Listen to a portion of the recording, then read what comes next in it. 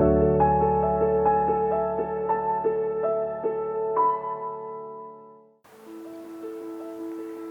rekan-rekan yang dikasihi Tuhan, bertemu lagi bersama dengan saya, Deanita Simanungkali di dalam Sarapan, Sapaan Renungan Penuh Harapan.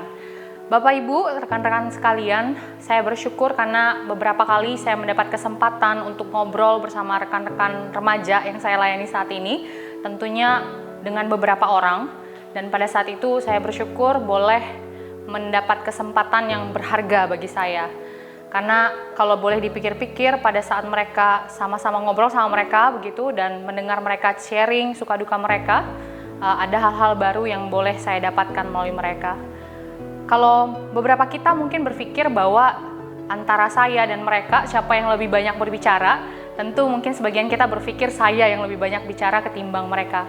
Namun hari ini pada saat itu saya belajar satu hal bahwa saya menahan diri saya dan saya belajar untuk mendengar mereka. Kenapa saya mendengar mereka?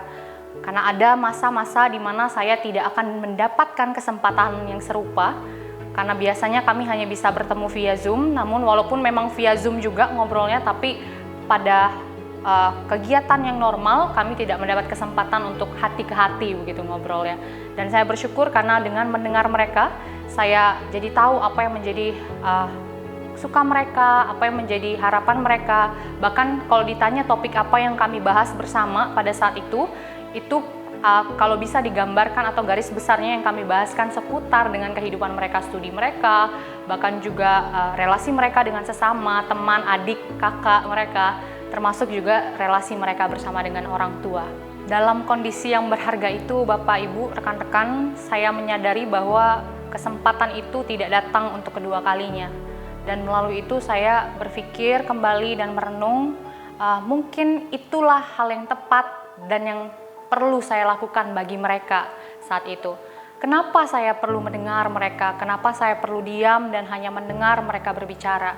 Pertama, dengan mendengar, saya mengenal orang yang saya ajak bicara itu dengan begitu dalam, lebih dalam lagi mengenal mereka.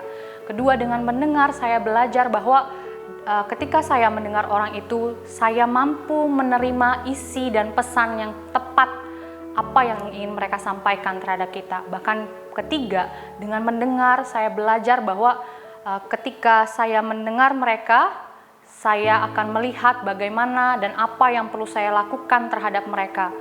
Bahkan mungkin hari ini, bahkan selanjutnya di hari ke depan. Andai saja pada saat itu saya lebih banyak berbicara dibandingkan mendengar mereka, mungkin saja pada saat itu saya tidak akan tahu apa yang menjadi pergumulan mereka, apa yang menjadi suka duka mereka, bahkan kemungkinan besar butuh waktu yang lama untuk saya bisa mengenal mereka secara pribadi. Itu juga yang ingin disampaikan Tuhan dan ingin diingatkan Tuhan kembali kepada setiap kita pada pagi hari ini. Dalam Yohanes pasal yang ke-10 ayat 27, domba-dombaku mendengar suaraku. Aku mengenal mereka dan mereka mengikuti aku. Adakah kita sudah menjadi domba-domba yang sungguh-sungguh mendengarkan Tuhan, mengenal Bapa kita, dan betul-betul menjadi pengikut Sang Gembala Agung itu? Hari ini kita kembali diingatkan, apakah kita bisa menjadi pendengar yang setia, bahkan domba yang sungguh-sungguh menjadi pendengar yang baik di hadapan Tuhan? Bagaimana cara kita mendengar Sang Gembala Agung kita? Tuhan memberikan kita sarana hari ini. Luangkanlah waktu untuk mendengar Sang Gembala berbicara kepada setiap kita, para kawanan domba.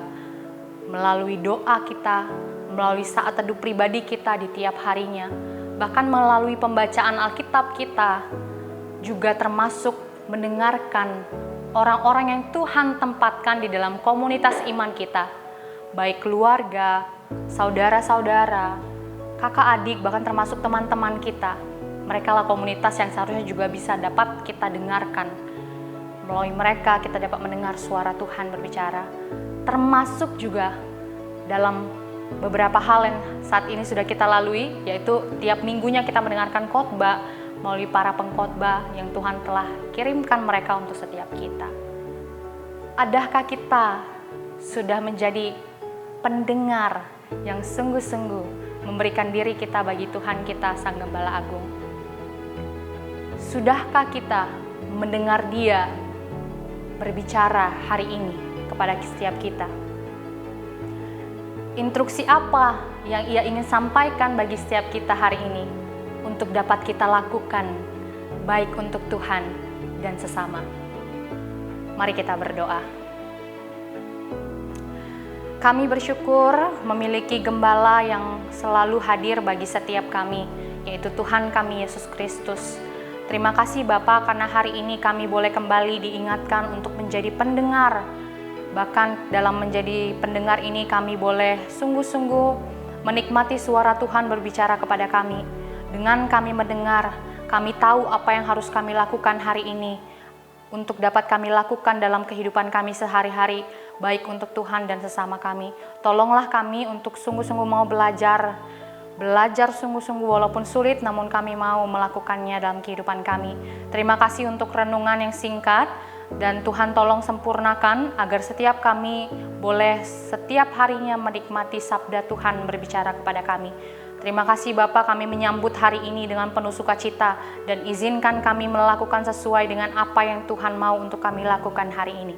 Di dalam nama Kristus Yesus, Gembala kami yang baik, kami berdoa dan bersyukur kepada Bapa di surga. Amin.